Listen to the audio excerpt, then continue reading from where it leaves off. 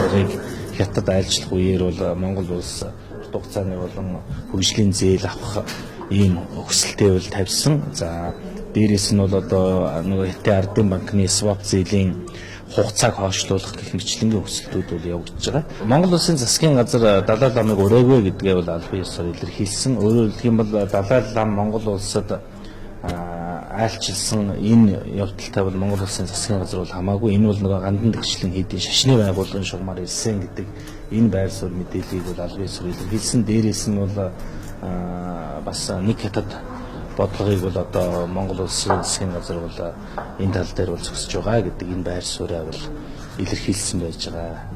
Ийм л мэдээлэл байна. За ерөнхийдөө та бүхэн мэдж байгаа шүү дээ. Далай ламын айлчлалаас болоод бас хоёр орны хооронд нэлээдгүй асуудал бас үүссэн. Нэлээ хэдэн удаагийн мэдээлэл гарсан.